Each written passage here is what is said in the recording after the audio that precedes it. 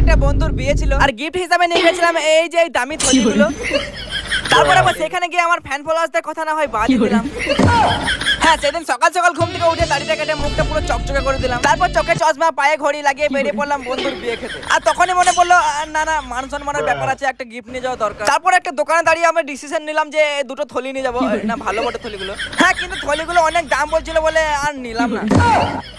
তো যাই হোক, তারপর আরো কিছুদিন ভাবনা চিন্তার পর এই যে একটা বড় বড় ভারী পাড়া জিনিস নিয়ে চলে গেলাম বন্ধুর বাড়িতে। আর এখানে এসে জানতে পারলাম শালা বিয়েটা বন্ধুর নয়, বন্ধুর বোনের। হ্যাঁ, তবে বিয়েটা যারই হোক বিরিয়ানি তো খেতে পাবো। হ্যাঁ চলো, তার আগে হালকা করে মিষ্টি দিয়ে মিষ্টি মুখ করে নি। তো হালকা করে মিষ্টি মুখ করার পর আবার ঠেলে ঢুকে গেলাম প্যান্ডেলে। তো এখানে একটু লজ্জা করতে করতে লুচি বোন্দে ঘুগনি এসব খেয়ে নিলাম। তারপর চলে গিয়েছিলাম একটা গাছের নিচে ঘুমাতে। কিন্তু ঘুমাবো কিভাবে, এখানে তো আসতে না আসতে আমাকে ফ্যান ফলোয়ার্সরা সব ঘিরে ফেললো। আর সবাইকে সেলফি দিতে দিতে আমার তো পুরো মাথায় খারাপ হয়ে গেল। আমার রডে বসিয়ে বেল বাজাবো। তারপর একটু কষ্ট করে আমি উঠে গেলাম গাছের উপর। অনলাইনে আইসক্রিম অর্ডার করতে সঙ্গে সঙ্গে ডেলিভারি বয় চলে এলো। তো এই আইসক্রিম খাওয়া শেষ করে আবার ঠেলে ঢুকে গেলাম প্যান্ডেলে। ওয়াও, সত্যি সত্যি বিরিয়ানি। আর গাইস, আমি যেহেতু ভদ্র ছেলে তাই আর কি ভদ্র ছেলের মতো মানে খাওয়া দাওয়া শুরু করলাম। আর তোমরা হালকা করে দোয়া করো যেন আমার বিয়েটা হয়ে যায়, বুঝলে।